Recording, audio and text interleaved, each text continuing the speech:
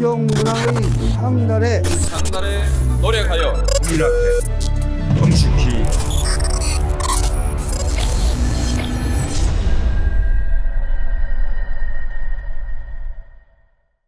반갑습니다. 안녕하세요. 예.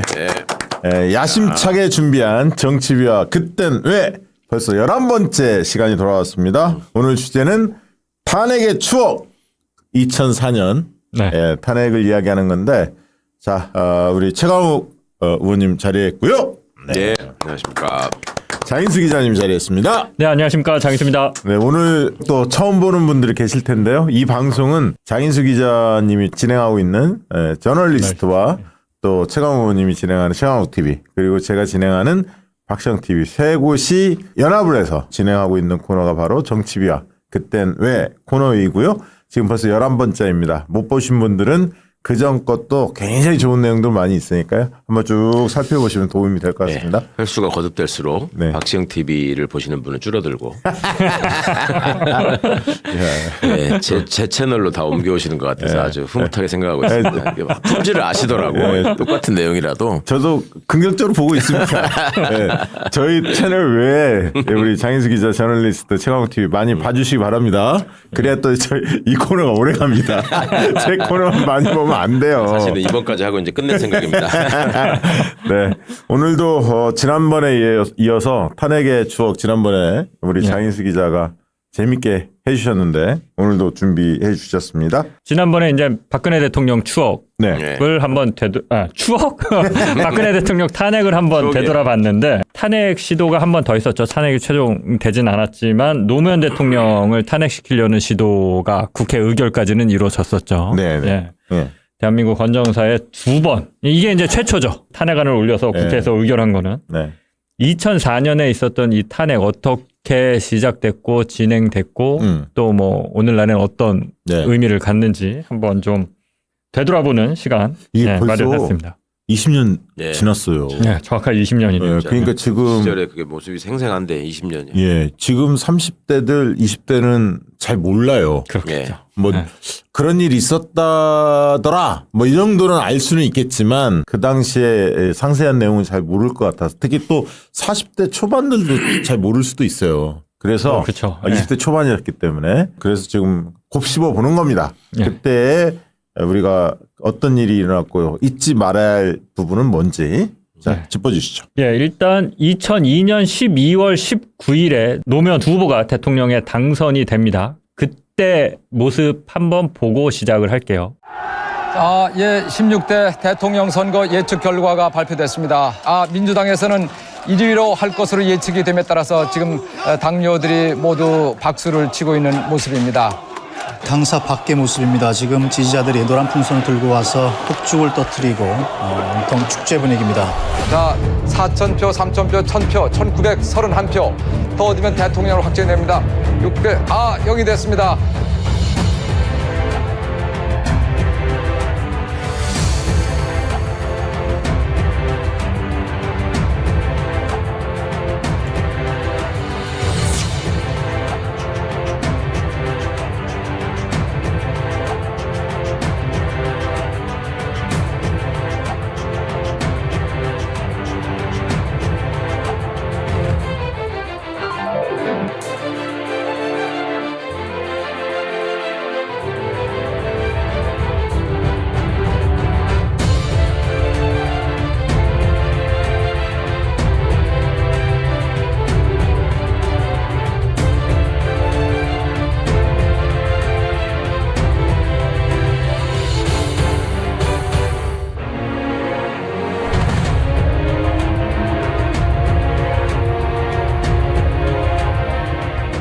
국민들이 이렇게 표출해 주신 민심이 있는 것 같습니다. 민심을 우리 함께 다 잘 살펴서 저도 잘하고 우리 민주당도 잘하고 해서 이제 우리 5년 뒤에도 이렇게 만나서 웃으면서 만나서 이렇게 오늘 얘기를 할 수 있고 또 다음 대통령에게 더 큰 기대를 가질 수 있도록 하여튼 그냥 참 좋습니다.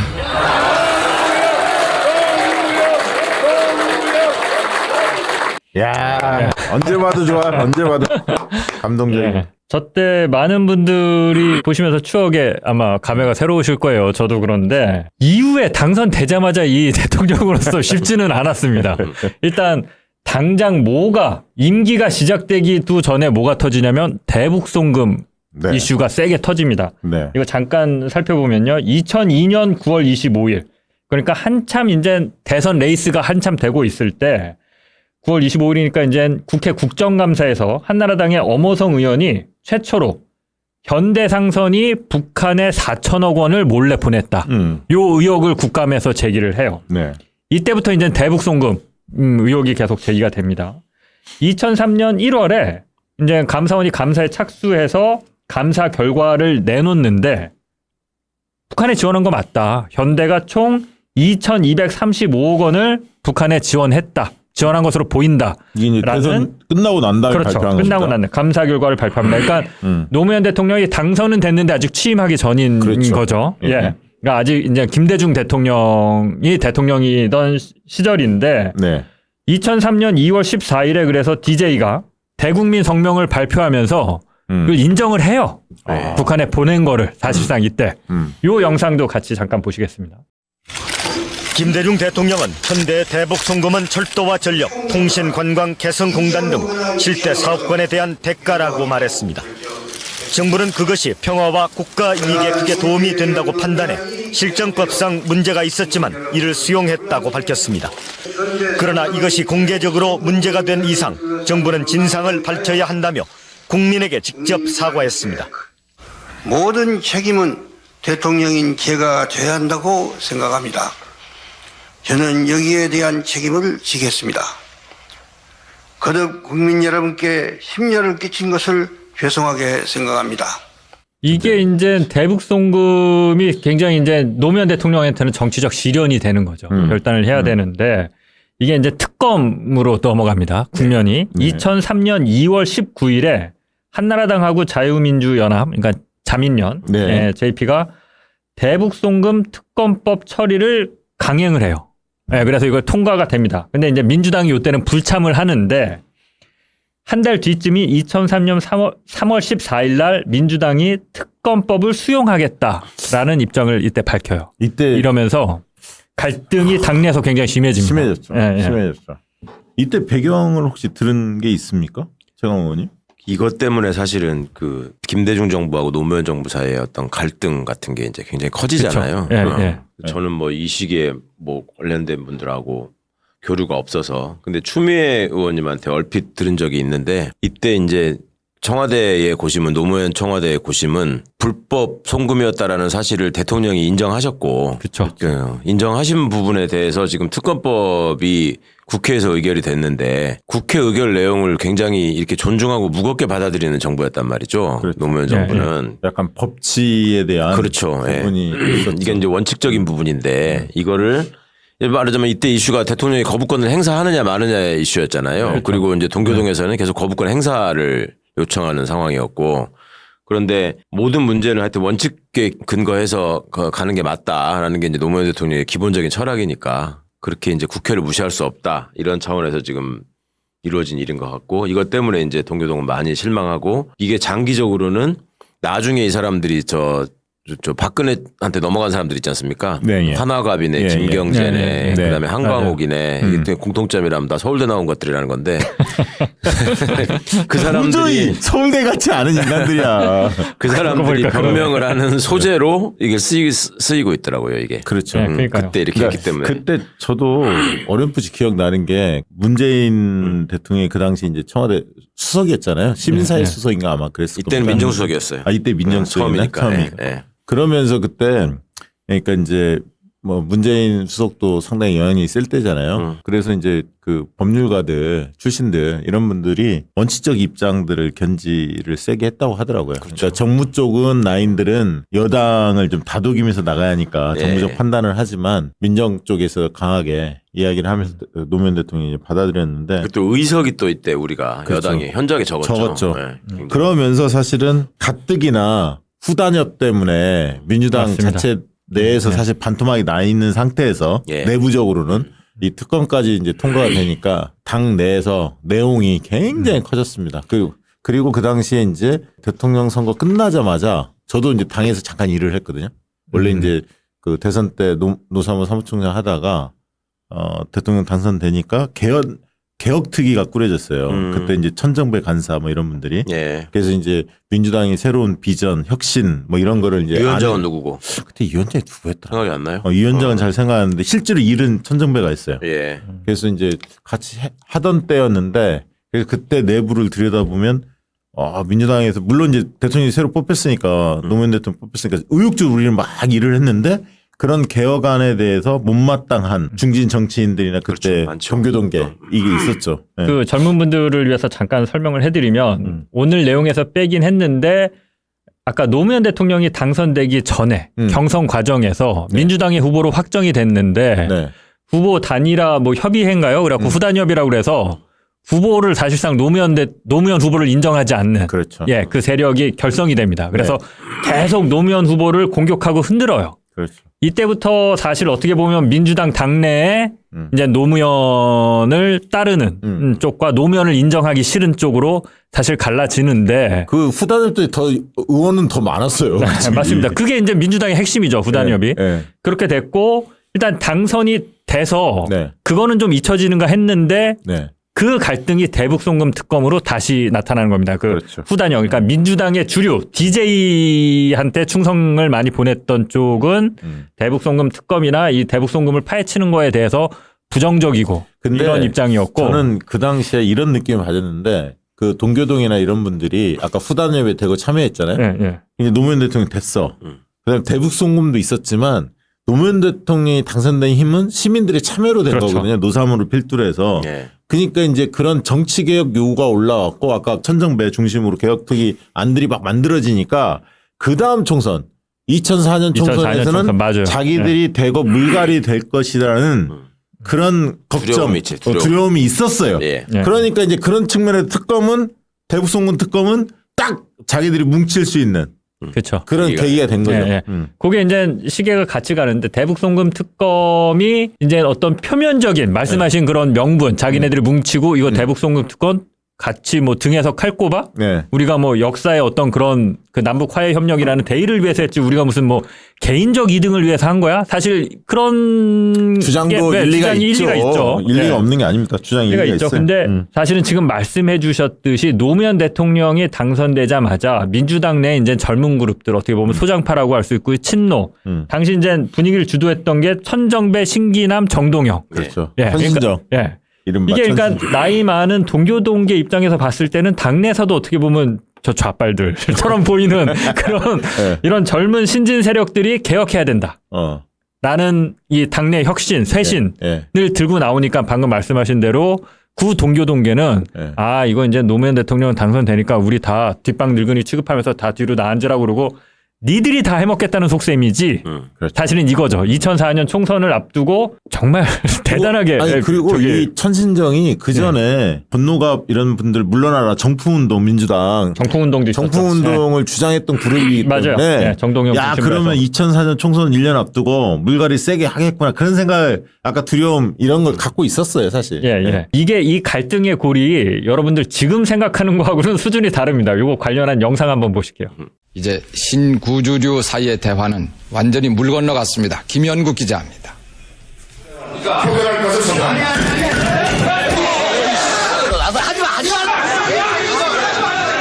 오전 9시 반 구주류 측 고참당원들이 회의장 전체를 둘러싼 험악한 분위기 속에 마지막 당무회의가 열렸습니다. 시작부터 소란이 벌어졌습니다. 85년 방에 총사한 사람이 결국 곳곳에서 격한 욕설과 몸싸움이 벌어졌습니다. 오후에 회의가 속개됐지만 분위기는 달라지지 않았습니다. 장외 조율까지 실패로 돌아가자 정대철 대표는 이제 표대결하는 수밖에는 없다면서 당의 진로를 표결에 붙였습니다.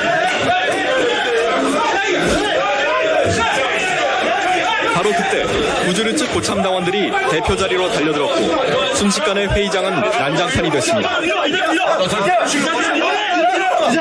신주류 강경파인 신기남 의원이 구주류 측의 집중 표적이 됐고 이미경 의원은 머리채를 잡히는 수모까지 당했습니다. 오후 4시 40분 회의장으로 돌아온 정 대표는 결국 대화 포기를 최종 선언했습니다. 야, 이게 방금 보신 게 이제 MBC 리포트인데 저는 이게 하나 이해가 안 되는 게 저게 머리채 잡힌 분이 지금 이미경 의원이거든요. 그걸 왜 불러 처리했는지 모르겠는데 KBS는 불러 처리 안 했고 박팔계 의원인가가 뭐 이렇게 머리채를 뒤에서 저게 굉장히 충격적이었어요. 저게 저 당시에 굉장히 여자가 의원들끼리 이제 머리채 낚아채는데 정말 그러니까 저 대목을 딱 보면서 이제는 정말 같이 할 수 없다. 이게 딱 그 형성이 됐어요. 저희 그러니까. 란닝구가 또 이제 두고두고 이제 백바지 란닝구로 이제 백바지는 나중에 유시민 총선 때. 근데 저 란닝구 유명했는데 가슴 아픈데 이때 오해가 뭐였냐면 예를 들면 그 당시에 중진 중에 좀 존경을 받았던 분들이 임채정, 이해찬 이런 분들이에요. 그러니까 이제 동교동 쪽에서도 나름대로 그 DJ 때 영입을 했으니까 인정도 받으면서 흔히 말하는 좀 무게감이 있었던 이런 분들인데 그래서 저 동교동 쪽에서는 이해찬, 임채정이 신당으로 끌고 가려고 하는 거 아니냐. 그리고 그것은 노무현 대통령의 지시에서 움직인다. 이런 오해를 가졌었어요. 근데 제가 알기로는 노무현 대통령 끝까지 가급적이면 하나로 가야 한다. 설득하고 계속 이랬고 이해찬, 임채정 의원들도 마찬가지였는데 천신정이 주도를 했지만 그랬는데 첫 난리를 겪으면서 이제는 안 되겠다. 결단해야 한다. 이렇게 입장이 바뀐 걸로 그렇게 알고 있습니다. 저 당시에 그러니까 이제 당을 혁신해서 새롭게 그 기존 당을 버리고 새 당을 만들자 이 논의였는데 지금 이제 새 당을 만들자는 쪽과 이제 기존을 지키자는 쪽이 지금 보시면 격렬하게 싸운 거고 그래서 이후로 이제 분당 사태로 갑니다. 새천년 민주당에서 의원들이 대거 탈당하기 시작하고요. 2003년 그때 이제 뭐 6, 7, 8월 요때 탈당하기 시작하고 2003년 9월 29일 날 결국 노무현 대통령도 새천년 민주당을 탈당합니다. 그렇습니다. 이제 9월 달에 그러니까 이게 터져버린 거예요. 그 전에 뭐 잠복기가 있다가 9월 달에 딱 터졌습니다. 그러니까 노무현 대통령은 말씀하신 대로 처음에 이렇게 당을 깨자, 분당 이거에 대해서 계속 그러면 안 된다라는 메시지를 내긴 했어요. 근데 안 믿었지. 안 믿었지. 왜냐하면 친노 그룹들이 다 당 깨자는 쪽처럼 이제 의심을 하고 있었으니까. 대자뷰가 있는 거지 지금. 또 이재명은 어떻게든 화합해서 같이 가자 뭐 그러고 이제 민주당의 소위 구주류가 아니다 이거는 이재명을 털고 가야 된다 뭐 이런 식의 얘기를 계속 하고 그러면서 또 계속 갈등과 분열을 일으켰던. 이게 이제 역사가 반복된다고는 하지만 저기 사람들이 당사를 몰려와가지고 끄댕이 안 잡는 것만 차이가 있지. 그렇죠.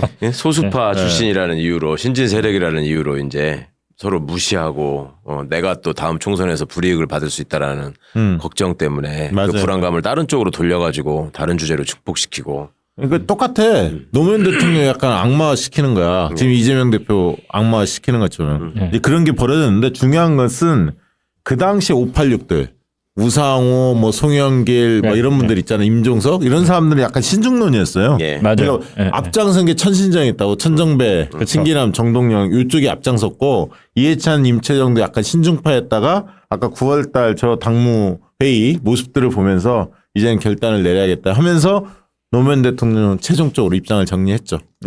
그래서 결국 2003년 11월 11일 날 열린우리당을 창당을 합니다. 창당 당시 의석수는 47석. 처음에 이제 한나라당에서 탈당해서 온 사람이 김부겸, 김영춘, 그죠? 다들 아실 텐데 안영근, 이부영, 이우재 이런 사람들이 한나라당을 나와서 합류를 하고 새천년 민주당에서도 40명이 한 번에 나온 건 아니고 몇 차례에 걸쳐서 나오긴 하는데 아무튼 이때 대거 탈당합니다. 9월에. 그래서 보시면 뭐 강봉균, 김금태 쭉 뭐 보실 겁니다. 뭐 박병석, 신기남 뭐 이런 보이고요. 이때 정세균, 이종걸, 천정배. 저도 사무직당자로 참여합니다. 열린우리당 탈당에. 그때 아니 저는 뭐 저 민주당의 정식 당직자는 아니었고 선거 끝나고 잠시 참여했다가 처음으로 이제 사무직 당직자로는 열린우리당 창립 멤버였습니다. 저때 저 이름 중에 남아 있는 사람이 지금 없네.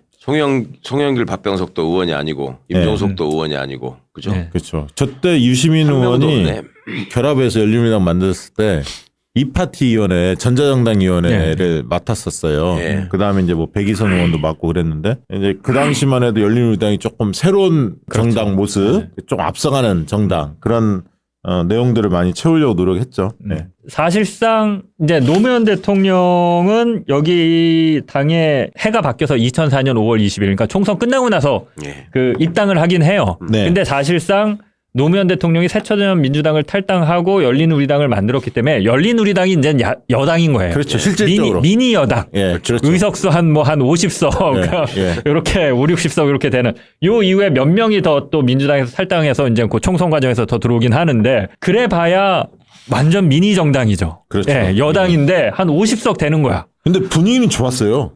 그때 왜냐면 국민들이나 이런 게 이제 마음들은 모여서 네. 압도하지는 못했지만 그래도 야 새로운 정당, 신생 정당이고 개혁 정당이다, 참신하다 이런 느낌이 있었어요. 이게 새로운 실험이어서 네. 언론이나 국민들이 주목하는 예. 약간 좀 잘 되기를 바라면서 예 정말 새로운 정치 혁신이나 개혁이 이루어지길 바라면서 이렇게 그때 지켜보는 처음 예. 당사가 어디였냐면 저 영등포 청가문 시장에 그렇죠. 시장에 있는 맞아요. 폐가 그걸 뜯어붙여갖고 막 예. 저희 근무할 때 막 쥐가 나오고 막 그랬어요. 진짜. 맞아요. 거기 바로 나가면 과일 팔고 있고. 예. 거기 들어갔어요. 거기. 예. 아이고 참.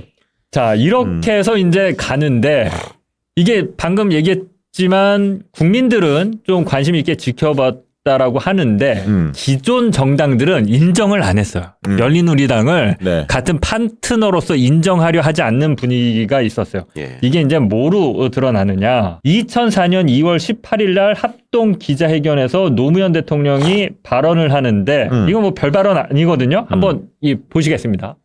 노무현 대통령이 이번 총선 결과를 재신임과 연계시킬 수도 있음을 내비쳤습니다. 보도에 이강덕 기자입니다. 노무현 대통령이 총선 이후에 진행될 전국구상의 일단을 내보였습니다. 결과가 어떻게 나오든 존중할 것이며 국회가 상생의 국회로 바뀐다면 여당이 과반수가 안 되더라도 국회를 존중하며 열심히 하겠다고 밝혔습니다. 노 대통령은 특히 총선 결과는 국민들의 평가라면서 재신임 문제 처리와 연결될 수 있다는 점도 설명했습니다. 평가로 보겠다, 재신임으로 보겠다라고 지금 단언해서 말씀드릴 수는 없습니다만 겸허히 존중하는 대응이 있어야 될 것으로 저는 그렇게 생각합니다. 노 대통령은 하지만 개헌 저지선까지 무너지면 어떤 일이 생길지 말할 수 없다는 언급도 덧붙였습니다. 진짜 노무현 대통령은 대통령직에 집착하는 거 있잖아요. 연연해하는 거. 그거 없었지. 초월했어. 처음부터 사실. 자, 여기서 보시면 요 발언은 사실 여러분들 기억 많이 못 하실 텐데 이게 이제 1차 발언이거든요. 이제 저쪽 야당에서 문제를 삼은 1차 발언인데 마지막에 이걸 마지막에 기자가 전하는데 개헌 저지선까지 무너지면 그 뒤에 어떤 일이 생길지는 나도 정말 말씀드릴 수가 없다. 요거를 기자회견에서 노무현 대통령이 얘기를 해요. 그러니까 개헌 저지선이 무너지면 안 된다. 개헌 저지선까지는 좀 열린우리당을 찍어주셨으면 한다라고 읽힐 수 있는 발언인데 그렇죠. 요거가 일단 이 사람들은 딱 들어왔나 봐요. 근데 이때는 이게 수면 위로 안 떠오릅니다.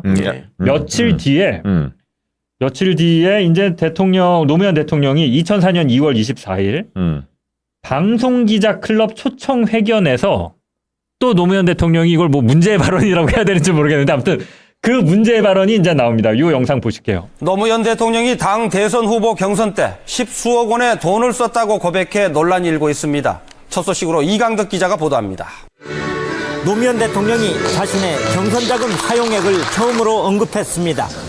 모두 10수억 원 정도라고 말했습니다. 10수억 들었을 것입니다. 들었는데 딱 분질러 얘기를 해놓으면 이걸 그냥 크게 보도해가지고 노무현 경선 때 10수억 썼단다. 이렇게 가버리니까 말을 할 수가 없는 겁니다. 2001년부터 2002년까지 2년 동안 사용한 액수로 기타금과 캠프 조직비, 숙박비 등을 다 합한 것이라는 설명도 덧붙였습니다. 노 대통령은 경선 자금의 합법, 위법 여부에 대해서는 구체적으로 언급하지 않았지만 상대적으로 적은 비용이라면서 검찰 수사를 경선 자금으로 확대하는 데 대한 유보적 입장도 밝혔습니다. 노 대통령은 친인척 측근비리 의혹에 대해 관리 책임과 정치적 책임을 언급했습니다. 해결책은 정치 문화를 앞으로 바꾸도록 최선을 다해 노력하겠습니다. 노 대통령은 열린우리당 입당과 총선 승리를 위한 지원 입장도 밝혔습니다. 대통령이 뭘 잘해서 열린우리당에 펴줄 수 있는 일이 있으면 정말 합법적인 모든 것을 다 하고 싶습니다. 아, 저 마지막 발언. 그렇죠. 네. 저것 때문에. 저 마지막 발언이 이제 문제가 돼서 탄핵하자. 그렇죠. 바로 이제 야당들이 들고 일어나기 시작합니다. 언론이 또 벌떼같이 물어뜯고 나섰죠. 아, 그것만 딱 노리고 있었는데. 지금하고 비교해 보면 그러니까. 참. 야. 근데 지금 보시면 알겠지만 네. 이게 다 KBS 리포트인데 네. 앞에 보신 거는 네. 기사의 주제가 재신임이었어요. 재신임. 그러니까 처음에 나오는 게 재신임이잖아요. 네, 그리고 네. 두 번째 이 문제 발언 때도 기자들은 저 리포트를 하면서 저게 그렇게 문제라고 생각 안 한 거야. 경선 자금을 10수억 썼다. 이거 해명하는 거를 지금 기사에 리드로 올려갖고 앞에 세웠고 저 마지막에 이제 방송 기자들이 붙였잖아요. 예, 예. 물론 이제 신문들은 저때 좀 다르긴 했는데 예. 사실 이게 MBC, KBS, SBS 입장, 이 지상파 기자들 입장이나 이 시민들 입장에서 보면 예. 아무도 문제라고 생각하지 않았었어요. 우리 문제가 될 발언도 아니야. 그러니까. 합법적으로 내가 할 수 있는 일을 하고 싶다는 말을 한 게. 그리고 제가 이때 지금 노 대통령 뵈니까 이때 모습 뵈니까 2023년에 여의도가 생각이 나는데 2023년에 12월 19일 그러니까 2022년 12월 19일 날 대통령이 당선이 됐고 1주년을 맞이해서 노무현 대통령이 여의도 광장에 오십니다. 2003년 12월 19일 1년이 네. 되는 해에 이제 여의도 광장에서 노사모 비롯해서 시민들 앞에서 씁니다. 리멤버 1219 그 행사를 저도 이제 자봉으로 준비했었는데 그날 무지 추웠거든요. 근데 그때 나와서 노무현 대통령이 뭐라고 하셨냐면 1급수 있으면 뽑아주면 좋겠지만 1급수가 없으면 2급수라도 뽑아야 한다. 여러분들 포기하시면 안 됩니다. 그렇죠. 지금 3급수, 4급수들이 정치를 망치고 있는데 1급수가 못 된다 하더라도 2급수를 찾아내서 여러분들이 적극적으로 지지 활동해야 한다. 막 이렇게 말씀하셔요. 그래서 이제 그 사이에 그 부안 사태도 있었고 여러 일들이 많이 일어나면서 사람들이 많이 노무현 대통령한테 실망한 분들도 꽤 있었거든요. 근데 그때 여의도에 그 노무현 대통령 뵈면서 다시 뛰자. 우리가 만든 정권 아니냐. 다시 뛰어야 한다. 이런 공감대가 형성이 됐어요. 그래서 다시 열린우리당 확실히 밀어야 한다. 이게 이제 쫙 올라오던 시기였고 그러면서 지금 2월 달에 노무현 대통령이 계속 이 말씀을 하신 거예요. 아니, 그러니까 앞에 리포트 보셨으면 알겠지만 이제 취임한 지 고작 1년 됐는데 재신임을 벌써 이번 총선 결과에 따라 뭐 재신임 뭐 여부를 뭐 판단하겠다 뭐 그렇잖아요. 엄청 셀 텐데. 윤석열이 좀 그랬으면 좋겠어. 재신임 연계하고 좀. 그러니까 그 집권하자마자 1년은 보통 얘기하는 허니문 기간이라고 하는데 노무현 대통령은 그때도 이미 엄청나게 시달려서 그렇죠. 재신임을 벌써 스스로 얘기를 해야 되는 게 뭐 기분이 좋겠어요. 그렇죠. 그러니까 대통령이라는 위치를 권력을 차지해서 내 마음대로 하는 이런 위치로 생각하신 게 아니라 역사적 책무를 완수하는 그걸 이행하는 과정으로 생각하셨기 때문에 저렇게 국회 지형도 그렇고 전체적인 정치 지형도 그렇고 언론 지형도 그렇고 사회 전반적으로 완전히 대통령을 소수파로 몰고 짓뭉개는 상황에서 내가 무엇을 동력으로 이거를 다 이뤄낼 수 있을 것인가 하는 고민을 깊이 하신 얘기잖아요. 저게. 네. 총선을 통해서 재신임 해달라. 제가 해야 될 일이 있다. 왜냐하면 그 얘기잖아요. 개헌 저지선까지 무너지면 식물 대통령이잖아요. 그렇죠. 사실상. 그렇죠. 그 얘기를 하신 거죠. 스스로. 자, 이게 이제 두 발언, 개헌 저지선까지 무너지면 그 뒤에 어떤 일이 생길지 나는 정말 말씀드릴 수가 없다. 또 하나, 대통령이 뭘 잘해서 열린우리당이 표를 얻을 수만 있다면 합법적인 모든 것을 다 하고 싶다. 자, 생각해 보시면 이게 그냥 자기가 얘기한 게 아니라 자기는 얘기하기 뭐 싫다라고 표현하면 그렇지만 굳이 뭐 얘기 안 하려고 하는데 기자들이 저때 꼭 물어봤어요. 열린우리당이 미니 정당이고 여당인데 이번 총선에서 어떻게 예상하시냐, 어떻게 됐으면 좋겠냐 물어보니까 답한 거야. 거기에. 그럼 저 정도 답도 못하나? 그러니까. 근데 이게 딱 나오자마자 바로 민주당 조순영 대표가 치고 나옵니다. 조순영 잊지 않는다. 조순영. 야권 노 대통령 탄핵 고삐. 그래서 이게 바로 저 발언 있고 2월 25일 다음 날 이제 한겨레 기사인데요. 홍사덕 한나라당 원내 총무, 그다음에 조순영 민주당 대표 이런 사람들이 바로 탄핵을 들고 나와요. 탄핵 이거 지금 그 다음 날이에요. 그러니까 예, 24일 날 그 발언이 있었고 25일 날입니다. 예. 네. 이거 공직선거법 위반이다. 여기서 대통령이 헷갈리시지 말아야 될 게 이 민주당 대표라고 하는 거는 열린우리당 말고 그렇죠. 남아있는 그렇죠. 민주당 대표를 구민주당. 국민당 이제 주로 이제 그 동교동계 중심으로 있는 이게 이렇게 들고 나오는데 신문들은 열심히 받았습니다. 지면에서는 네. 지면에서는 열심히 받아 쓰는데 요 MBC 당시 보도 현황 한번 띄워주시겠어요? 자, 이게 지금 작아서 잘 안 보실 수 있는데 2월 24일 날 그 문제 발언이 나오고 나서 2월 25일 날 MBC의 톱뉴스 보시면 2차 베이징 6자 회담 개막을 3꼭지하고 네. 남북 베이징 올림픽 단일팀 구성을 2꼭지하고 그다음에 이제 불법 대선 자금 수사 발표 2꼭지하고요. 네. 다음 날도 보면 2차 베이징 6자 회담 이학수 소환 이게 탐육수고 맞아. 이학수 컸지. 네, 2월 27일도 전국 땅값 공시지가 평균 20% 인상 총선 지역구 15석 이런 게 이제 탑뉴스로 올라오고 예. 2월 28일에도 2차 베이징 6자회담 선거구 수도권 12석 증가 탄핵 얘기가 없어요. 네, 탑뉴스에 없네. 없어. 그리고 보도가 아예 없어요. KBS도 똑같아요. 찾아보세요. 유일하게 SBS만 2월 25일 날 탑블럭에 한 꼭지 해요.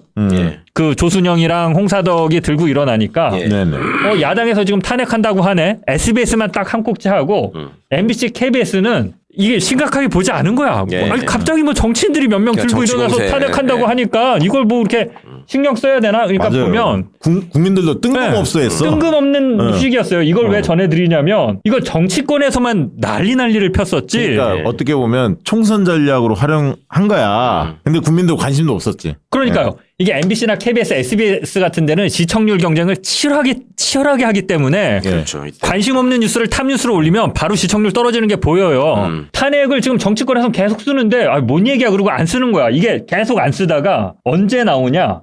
3월 3일쯤 되면 이제 슬슬 나오기 시작해요. 3월 3일이 되면. 예. 선관위 발의 열흘이 지난 다음에 열흘. 예. 그게 왜냐면 그래갖고 선관위가 이게 그 공직선거법 위반이 맞나? 이거를 조사를 해요. 고발을 선관위가 했으니까. 고발을 해서 그래서 선거법은 아닌데 앞으로 좀 언행에 주의해 달라 이런 결과를 내놔요. 맞아요. 기억나. 그러니까 또 야당에서는 더 들고 일어납니다. 이거 이대로 안 된다. 탄핵 가야 된다. 이런 식으로 따지면 지금 윤석열 대통령 한 100번 정도 탄핵 사유가 발생하지 않았을까? 뭐야? 100번. 하루에 하나씩이야? 하루에 하나씩. 아유 참. 속 터집니다. 진짜 보니까. 그래갖고 뉴스를 지금 요거 하나 보고 가시죠. 3월 3일 날 그래서 KBS 9시 뉴스를 한번 보실게요. 선거에 대해서 관심이 많습니다. 그리고 대통령이 뭘 잘해서 열린우리당에 표줄 수 있는 일이 있으면 정말 합법적인 모든 것을 다 하고 싶습니다. 노무현 대통령의 이 같은 발언이 선거법에 위배되는지를 놓고 선관위가 고심에 고심을 거듭하고 있습니다. 오후 3시부터 시작된 회의는 선관위원들 사이에 의견이 엇갈려 이 시간까지 진통을 겪고 있습니다.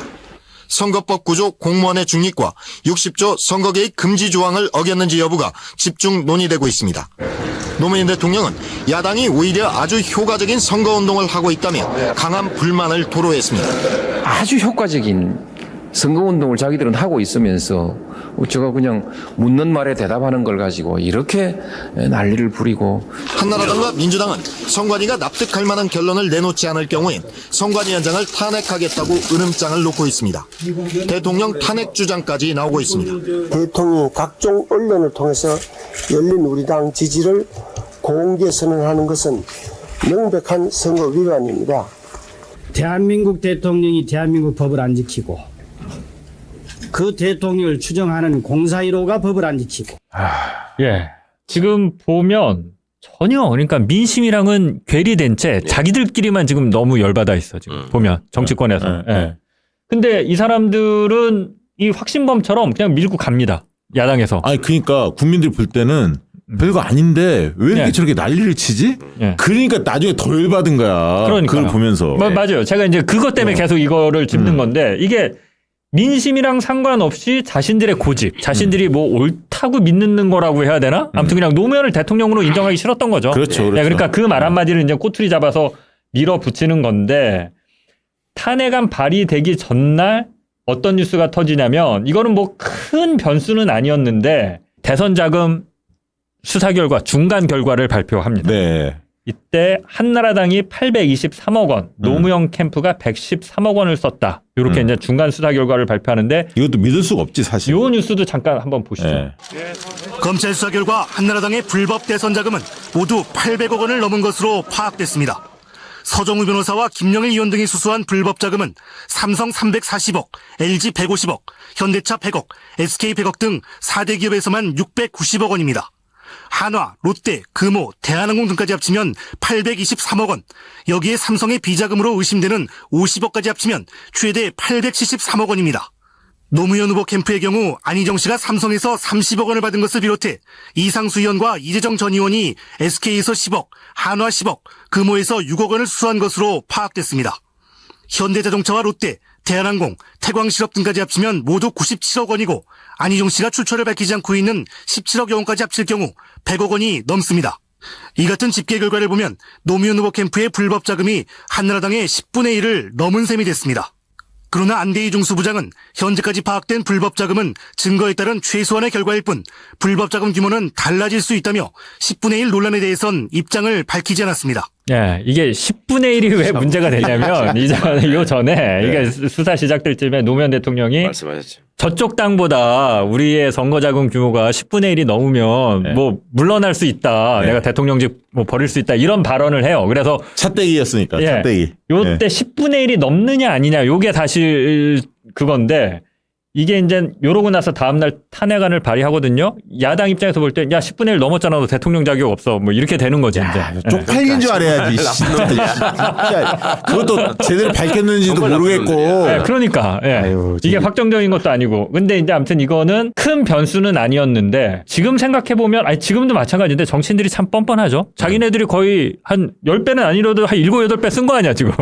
그래놓고 그래놓고 똥무게가 진짜 막 더 미쳐 날뛰는 건데 이 대목에서 놓치지 마셔야 될 게 검찰의 장난질입니다. 그렇죠. 이게 지금 10분의 1 얘기를 가지고 계속 언론에다 흘려가면서 문제를 만들었던 게 검찰이에요, 당시에. 얘들이 이제 검찰개혁의 국면에서 이걸 뭔가 반전의 수로 이거를 최대한 활용한 거죠. 그러면서 마치 노무현 정부에 큰 하자가 있었던 것처럼 하기 위해서 숫자를 이렇게 한 거죠. 아니, 그리고 그 당시에 여의도 분위기는 뭐였냐면 이런 이야기들이 계속 빌드업을 하잖아, 저쪽에서.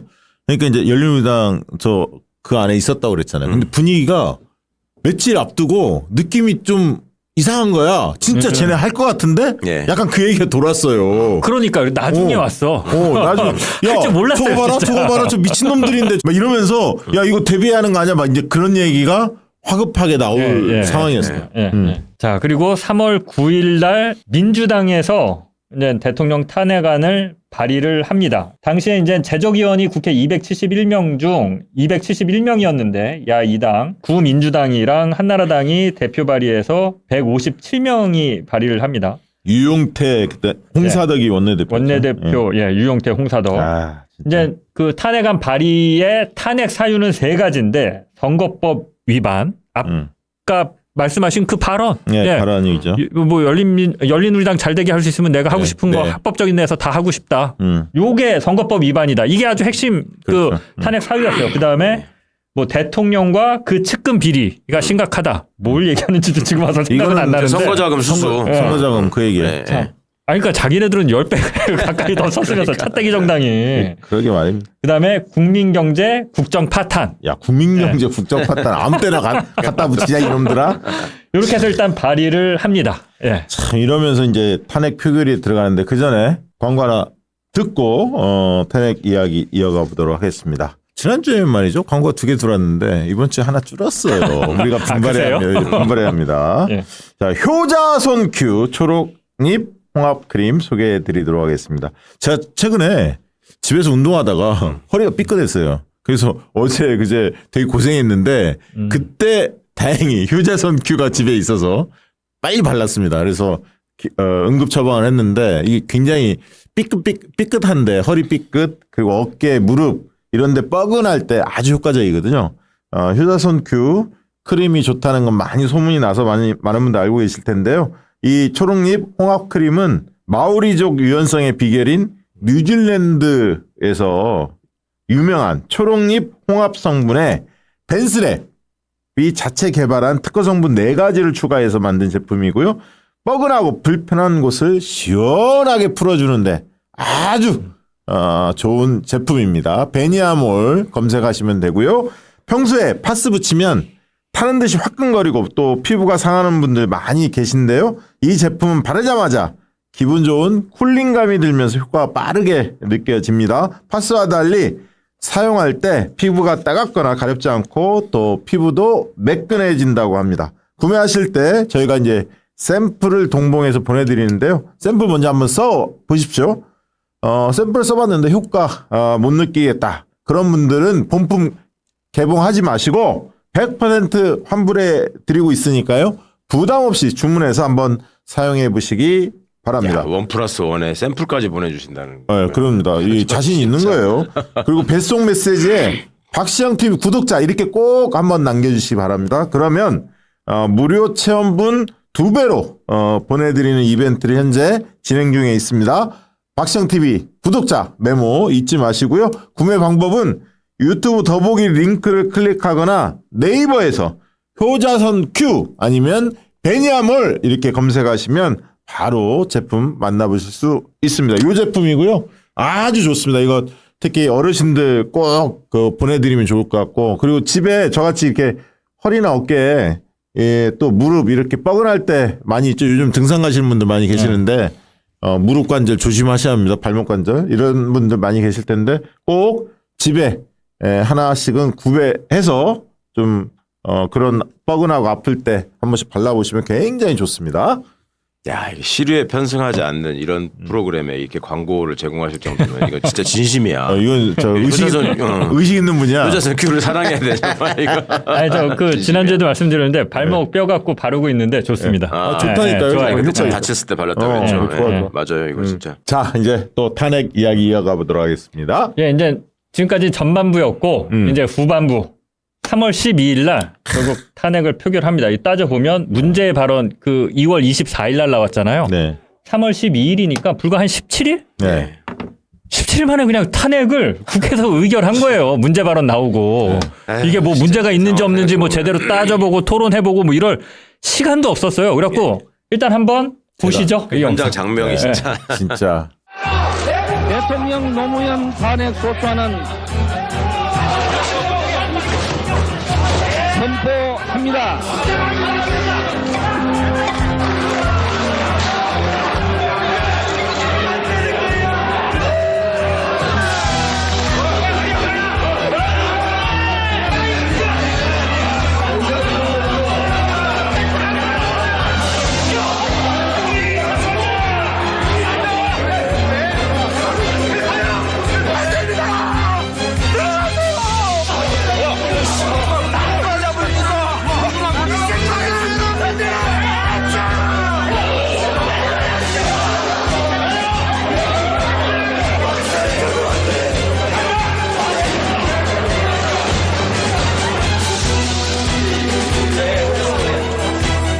저 잊지 못합니다. 제가 전화 잊을 수 없죠. 그 장소에 있었어요.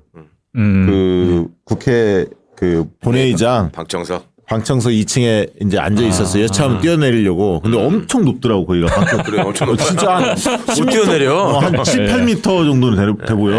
10m 가까이 돼요. 그래서 여차하면 뛰어내리려고 준비하고 있는데 경위들이 와갖고 신분증 다 대조하고 그때 당직자였으니까 근데 다 쫓아내더라 막판에. 처음에는 버텼거든. 끝까지 어떻게 잘 숨어 있었는데 막판에 표결하기 직전에 쫓겨났는데 지금 아까 보니까 저 우리 옛날에 노사모 출신들 정경원 지금 경남도당 사무처장 모습도 보이고 유시민 장관이 그 당시 유시민 의원이었죠. 임종석 많은 분들이 생각나네요. 저때. 저는 저때 아직 취직하기 전에 이제 한참 언론고시 준비할 때 신촌에서 자취하고 있었는데 늦잠 자다가 이게 한 11시쯤이었을 거예요. 표결한 게. 친구가 자다 일어나서 TV를 켰는데 야 막 그러는 거예요. 그래갖고 일어나서 봤는데 탄핵을 진짜 한 거야. 그러니까. 그래갖고 머리가 자다가 그냥 침대에서 막 쭈뼛쭈뼛 쓰더라고요. 그렇죠. 저런 놈들입니다. 저런 놈들. 저 때 제적 271명이었는데 193명 찬성 가결했고 지금 왜 저런 사태가 지금 일어나는 거냐면 저렇게 이제 표결 가능할까봐 열린우리당 그 의원들이 가서 이제 점거농성, 그 단상에서 점거농성하고 있었는데 다 뜯어냈죠. 예, 표결 직전에 지금 경위권 발동해갖고 다 강제로 다 드러내는 상황입니다. 저렇게 해서 이제 의결이 되고요. 저거를 보고 사실 진짜 저는 저때까지만 하더라도 뭐 언론사 입사 준비하니까 이 정치 뉴스에 많은 관심을 갖긴 했지만 탄핵이 제 머릿속에 없었어요. 국민들은 진짜 탄핵은 딴 나라 얘기였어. 무슨 탄핵이야. 그냥 정치인들이 그냥 떠들다 많은 얘기, 지들끼리 싸우는 얘기라고 했지 저렇게 실력 행사로 들어가서 진짜 대통령을 쫓아나겠다고 저거를 국회에서 통과를 시키고 저 모습을 보이고 저 때부터 국면이 확 바뀝니다. 바뀌죠. 전화를 기점으로 완전히 국면이 바뀝니다. 국민들이 이제 쏟아져 나오죠, 거리로. 국민들이 들고 일어납니다. 당시 국민들의 생각은 딱 이거였어요. 우리가 뽑은 대통령을 감히 너희들이 뭔데 마음대로 끌어내리냐. 그렇죠. 딱 이거였어요. 그러니까 국민들이 봤을 땐 그거죠. 대통령을 뽑는 사람도 국민이고 대통령을 쫓아낼 수 있는 사람도 국민인데 우린 아직 거기까지 안 가거나 모르고 있는데 지들끼리 며칠 쿵짝쿵짝 하더니 뭐 발언이 문제니 뭐니 어쩌고 저쩌고 하더니 갑자기 탄핵시키니까 그러니까 그때 이제 떠오른 답이 그때 단어가 뭐니 야합이란 말 많이 나왔고요. 그러면서 국회 해산해야 한다. 그 얘기 나왔었죠. 영남도 뒤집어졌었어요, 저때. 그쵸. 말이 되냐고. 맞아요. 그래서 보시죠, 전날부터 바로 국민들이 들고 일어납니다. 그 영상 한번 보시죠. 서울 광화문과 종로 일대엔 수만 명의 시민들이 대규모 촛불 집회를 열고 있습니다. 대통령 탄핵에 반대하는 집회입니다. 현장 취재기자 연결하겠습니다. 박준희 기자. 광화문 앞에 나와 있습니다. 많은 시민들이 나와 있는 것 같은데요. 현장 상황 자세히 전해주시죠. 그렇습니다. 어제 국회 앞에 이어 오늘은 이곳 광화문과 종로 일대에서 대규모 촛불 집회가 이틀째 계속되고 있습니다. 일반 시민들과 학생, 시민사회단체 회원들이 대거 몰렸습니다. 오후부터 모여들기 시작한 참가자들은 밤시간으로 접어들면서 가족과 친구끼리 나온 젊은 층을 중심으로 급격히 늘어났습니다. 현재 참가 인원수만 경찰은 5만, 주최 측은 10만에 달할 것으로 보고 있습니다. 시민들은 이곳 교보빌딩 앞에서 종로 2가까지 도로를 가득 메운 채 탄핵은 무효라는 구호를 외치고 있습니다. 탄핵 정국을 자초한 정치권에 대해서도 강한 불만을 쏟아냈습니다. 저는 솔직히요 노무현 아저씨 그 뉴스 보면서요 안타까워서 울기도 했는데요. 정말 그런 꼬투리 잡고 그런 정치를 하시는 국회의원 아저씨들을 전부 탄핵해야 돼요. 기성세대가 이렇게 했다. 온 국민이 올바른 길을 위해서 이렇게 했다는 걸 좀 보여주고 싶었습니다. 저게 같은 마음입니다. 지금도 참 기시감이 드네요. 저게 2017년 그 분위기였잖아요. 탄핵 때. 네, 저거는 이제 반대로 탄핵을 막기 위해서 이제 그렇죠. 국민들이 들고 일어나는 탄핵 표결되고 바로 다음 날이에요. 다음 날. 그 날부터도 사실 촛불 집회가 시작됐고. 네, 맞습니다. 바로 다음 날 저렇게 다 쏟아져 나온 거죠, 거리로. 그러면서 이제 진짜 많은 사람들이 분노했고 막 그 거리로 나오고 지방에서도 다 집회가 했었고요. 서울에서만 한 게 아니라 각지에서 다 뭐 부산, 대전, 대구, 뭐 광주 뭐 할 거 없이 다 촛불 집회가 다 열립니다. 이게 또 여론조사에도 반영이 되잖아요. 그렇죠. 나오는. 그래서 이게 이제 탄핵 역풍, 탄핵 역풍 전국이 돼요. 그냥 간단하게. 당시 그 여론조사 표 한번 열린우리당 지지도가 확 올라갑니다. 급상승한 거죠. 이게 MBC가 저기 한 건데 민주당 완전 땅 밑으로 내려가고 지금. 민주당 보면 11.5%에서 지금 5.4%까지 절반 반토막 나죠. 여러분들이 한번 생각을 해보셔야 하는데 한나라당이 보수 유일 정당이잖아요. 저기서 보면. 근데 한나라당이 14.8로 주저앉거든요. 지금도 한나라당 국민의힘도 25% 뭐 이 정도 나오잖아요. 뭐 많이 나오면 30%, 25% 정도 나오잖아요. 30 사이. 그러니까 저 14.8이라는 수치는 특히 선거를 앞둔 시기인데 얼마 안 남았거든. 한 달밖에 안 남은 시점입니다. 저것들이 저때 뭐라고 저기 했는지 기억나세요? MBC, KBS가 저 의결 장면을 생중계함으로 해서 국민들을 자극했다. 그래서 지네가 저렇게 된 거다. 항의 방문하고 그럽니다. KBS, MBC에 항의 방문하고 니들 그러니까 언론 탓이다. MBC, KBS 탓이다. 항의 방문합니다. 아유. 진짜. 그러니까 저러자마자 정치인들이 또 바로 알잖아요. 자기들 지지율 떨어지면. 그리고 되게 당황해요. 당황했죠. 당황해요. 그래갖고 이때부터 그 민주당하고 한나라당은 읍소 작전으로 갑니다. 우리 살려주세요. 네. 탄핵해놓고 바로 이때가 총선 국면이잖아요. 네. 그러니까 총선 때 저희 좀 살려주세요. 저희 이대로 죽이실 거예요? 이 전략으로 바로 돼요. 탄핵해놓고 며칠 만에. 그리고 특이한 거는 열린 우리당 쪽에 586 그 학생운동 출신들, 시민사회 출신들이 대거 공천 네. 신청을 해요. 네. 왜냐하면 민주당은 약간 일단 동교동계 나이가 좀 많고 흔히 말하는 구태 정치인들이 많았기 때문에 거기는 신인들이 낄 자리가 안 되거든. 네. 그리고 흐름이 열린우리당 확 넘어오니까 대거 몰립니다. 그리고 제가 제 개인적 기억으로는 그 전까지는 출마하는 사람들 이름을 이렇게 보면 한 번이라도 어디서 봤던 사람들인데 신문에서 네. 열린우리당 후보 진짜 듣지도 보지도 못했던 정봉주, 정청래 이런 사람들이 이제 막 맞아. 공천받고 후보가 되는 거야. 그리고 경쟁도 셌어. 엄청 몰렸어요. 몰렸어요. 네. 경선하면서 막. 네. 그래서 아무튼 이제 탄핵 심판은 시작이 되고 바로 이제 이게 이제 총선으로 이어지는데 총선 결과 한번 뭐 같이 보시죠. 예. 예.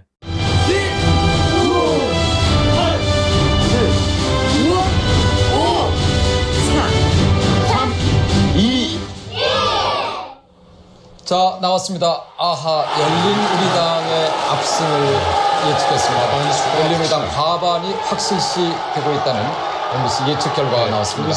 입니다.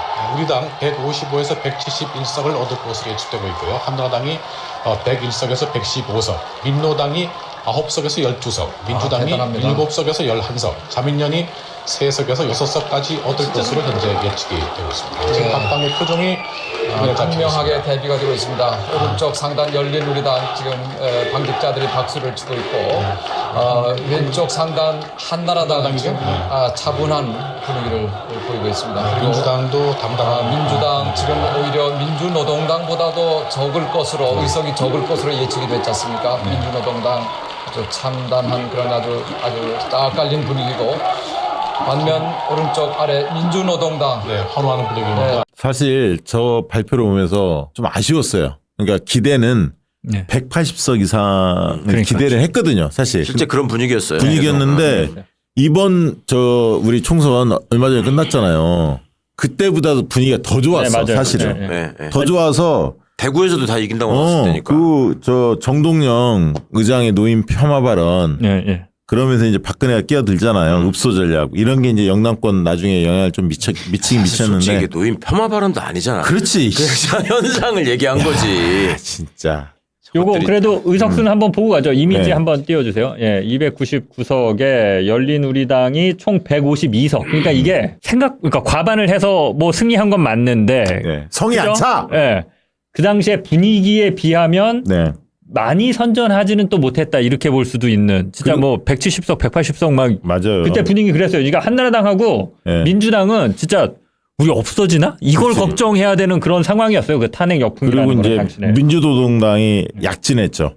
그러면서 이제 흔히 말하는 진보정당이 상당히 블럭이 강화됐던. 한나라당이 121석. 이게 선전합니다. 100석도 못 한다고 그랬어요. 저때. 그렇습니다. 그때 박근혜가 이제 나와서 읍소 전략으로 천막당사 천막당사하고 그러면서 나름 한나라당이 120석 하면서 선전하고 뭐 민주당은 뭐 9석, 10석도 못 해갖고 완전 찌그러지고요. 민주노동당이 10석으로 이렇게 선전을 하죠. 사실은 이러면서 이제 흔히 말하는 동교동계가 이제 역사의 자취를 감추게 되죠. 그렇죠. 사실 거의 이제 물론 나이대도 많았고 그 분들이 DJ 만드는 때까지는 혁혁한 공을 세웠습니다만 노무현 대통령 시대에는 동교동계가 이제 물러나고 사실상 그 386 당시에 386 지금 이제 586이라고 이야기합니다만 학생운동 그리고 사회운동 했던 분들이 주류로 정치권에 등장을 합니다. 그래놓고 20년이 지나고 나면 예전에 자기들이 등장했을 때 그 신선함을 잊어버리고 그렇죠. 동교동계가 하던 짓을 따라서 맞아요. 후배들한테 계속 길을 열어줘야 하는데 아직도 그러고 있지 않죠. 이거가 되고 나서 이제 사실상 탄핵은 이제 뭐 탄핵이 뭐 인용되거나 이제 결정될 것이라고는 아무도 생각하지 않았죠. 그렇죠. 사실 총선으로 끝난 거였어요. 끝난 거였어요. 이때 분위기는 총선이 열린우리당 과반했는데 뭐 어디에 누가 이거를 국민의 뜻은 이제 확실하게 드러났으니까. 잘못하면 헌재도 날라가. 그러니까요. 이거를 말도 안 됐고 그 한마디 한 거 갖고 어떻게 대통령을 탄핵시켜요. 어찌 됐건 한 달 뒤인 5월 14일 날 헌재가 탄핵 심판 결과를 발표를 하는데요. 이 영상 짧게 보시겠습니다. 헌정사상 초유의 대통령 탄핵 심판 사건은 기각됐습니다. 일부 잘못이 있지만 대통령을 파면할 정도로 중대 사유가 아니라는 게 헌법재판소의 기각 이유입니다. 이 심판 청구는 법정 의견 이외에 탄핵 결정에 필요한 재판관의 정족수에 이르지 못하였으므로 이를 기각하기로 하여 주문과 같이 결정한다. 2달여 동안의 진통 끝에 탄핵 심판 사건은 이렇게 기각으로 결정됐습니다. 헌법재판소는 결정문을 통해 지난 2월 한국방송기자클럽 초청 기자회견에서의 노무현 대통령 발언 등은 선거에서의 중립 의무를 위반한 것으로 판단된다고 밝혔습니다. 대통령의 지위를 이용하여 선거에 대한 부당한 영향력을 행사하고 이로써 선거 결과에 영향을 미치는 행위를 한 것이므로 선거에서의 중립 의무를 위반하였다. 하지만 대통령 측근 비리와 관련해선 취임 전의 일이거나 대통령의 연루 여부가 드러나지 않아 기각했고 국정과 경제 파탄 부분은 아예 탄핵 심판의 대상이 될 수 없다고 못 박았습니다. 따라서 선거법 위반 행위는 일부 인정되지만 대통령을 파면시킬 만한 중대한 직무상 위반으로 보기 어렵다는 게 헌법재판소의 결론입니다. 저때 그 권한대행을 저기가 했잖아요. 고건이. 네. 고건이 꿈을 좀 꿨었나? 그때 오버해가지고. 네, 맞아요. 여러 가지가. 네. 그죠. 네. 맞습니다. 네. 저 보시면 추억의 인물들 많죠. 김기춘 나오고 문재인 대통령 나오고. 못된 짓 하는 장면은 항상 김기춘이 빠지질 않아. 진짜 오래 먹었어. 진짜 오래. 박정희 때부터 박근혜 때까지 그러니까. 계속 나는 한국 현대사의 악인을 꼽으라 그러면 근데 주저없이 꼽을 수 있는 사람이에요. 그렇죠. 김기춘. 네. 정확하게 나중에 이제 박근혜 대통령 탄핵될 때 저 위치가 바뀌죠. 김기춘은 이제 박근혜랑 같이 이제 사실상 같이 탄핵단은 저렇게 섰었고. 아무튼 이렇게 쭉 둘러봤는데요.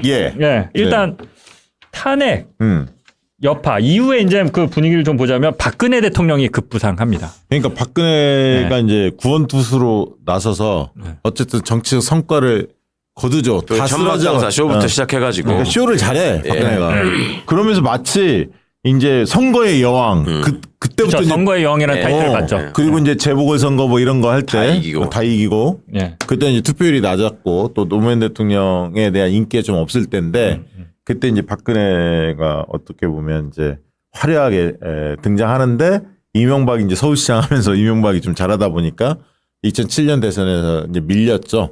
근데 사실 저 때부터 박근혜는 확실한 전국구 스타. 늘 이제 그 보수 정당의 확실한 대선 후보로 자리매김하고 저 때 이제 추미애가 몰락을 하죠. 삼보일배하고 막 그랬는데 뭐 그거는 그때 당시에는 추미애가 그럴 수 있냐.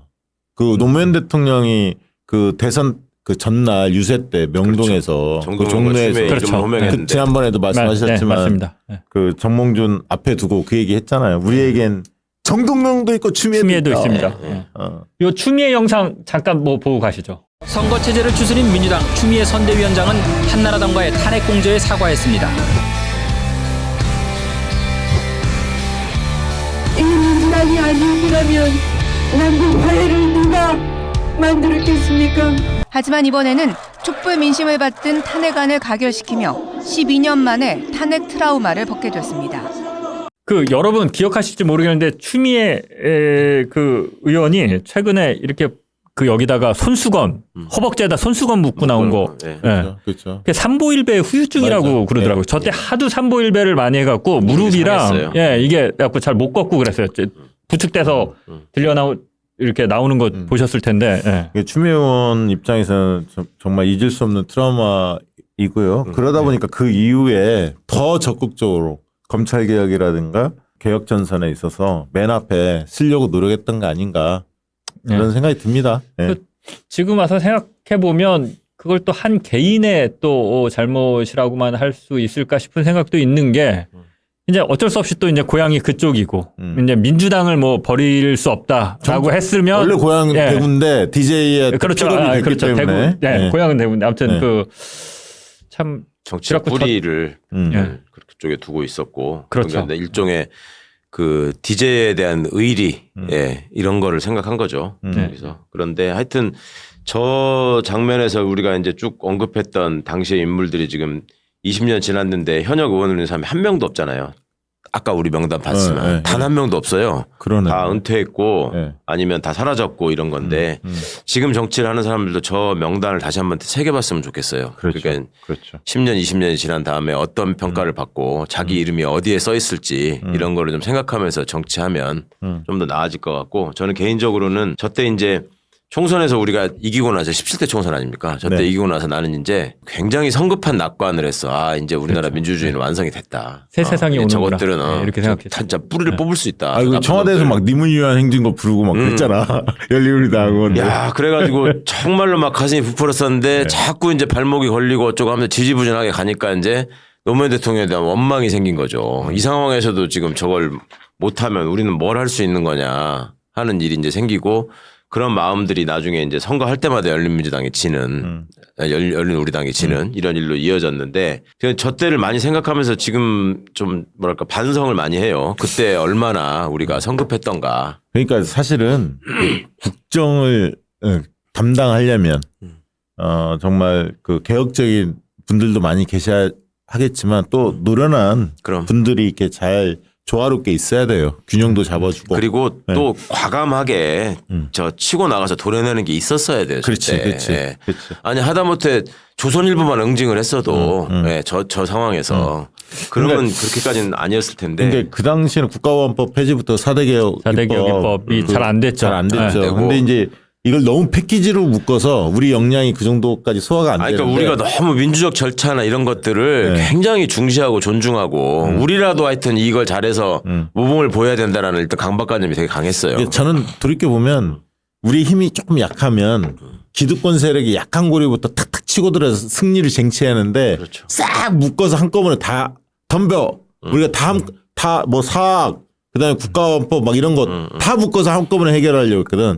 근데 그 전략은 돌이켜 보면 우리 역량에 좀 한계가 있었죠. 사실 그런 부분에 있어서 많이 아쉽죠.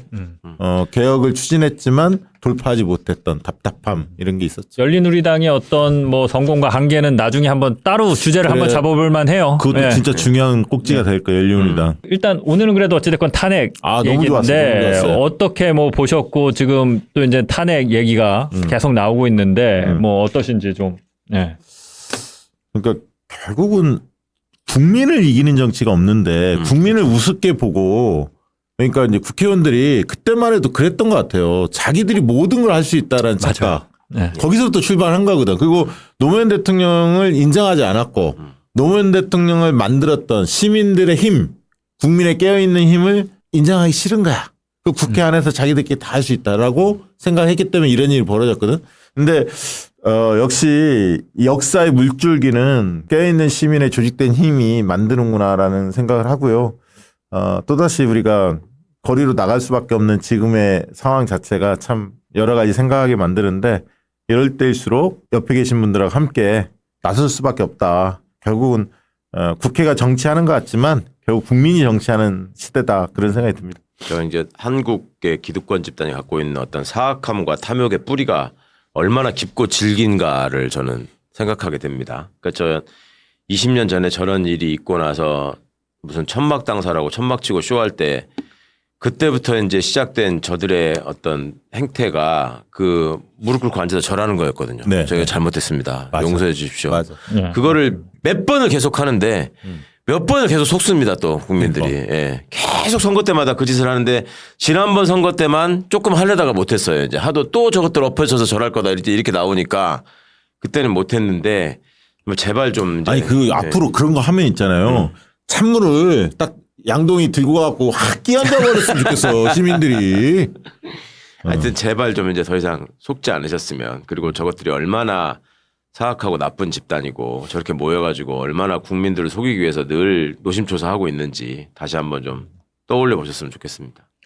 예, 그 두 번의 탄핵의 추억을 이제 한번 되돌아봤는데 뭐 박시영 대표님 말씀해주신 대로인 것 같아요. 한 번은 정치권에서 탄핵을 하려고 하는 걸 국민의 명령으로 막았고 또 한 번은 정치권에서는 전혀 탄핵할 생각이 없는데 국민의 명령으로 탄핵을 시켰잖아요. 그러네. 대통령을 안 치고 내리는 거는 국민들은 확실히 국민이 하는 거지 함부로 너희들이 하는 게 아니야. 그렇지. 라고 생각하는 것 중요한 같아요. 부분이죠. 탄핵에 관해서는. 다만 이제 지금 다시 이제 이게 탄핵 국면이라고 볼 수 있는지 약간은 퀘스천 마크가 붙긴 하는데 지금 굉장히 많은 국민들이 탄핵을 원하고 있고 정치권이 좀 어떤 방식으로든 여기에 불을 붙이려고 하는데 이게 좀 어려운 것 같습니다. 국민의 명령이라고 확실하게 받아들일 수 있는 건지, 이거 아무튼 지혜를 모아야 될 것 같은데 판단은 각자가 하는 것 같고요. 앞에 두 번과 지금은 조금 상황은 다른 것 같아요. 좀 더 지켜보고 현명한 방법을 찾아야 되지 않을까 뭐 이렇게 생각을 합니다. 더 악랄하고 더 교묘하기 때문에 그래요, 정권이. 아무튼 그러나 힘을 냅시다. 힘을 내다 보면 길이 보이죠. 네. 결국 역사를 국민이 만드는 겁니다. 네. 야, 역시 장인수 기자가 만들면 작품이 나옵니다. 작품이. 퀄리티가 있어. 확실히. 퀄리티가 있어. 계속 만들어주세요. 좋다, 좋아. 자, 오늘 방송은 이것으로 마치도록 하겠습니다. 고맙습니다. 감사합니다.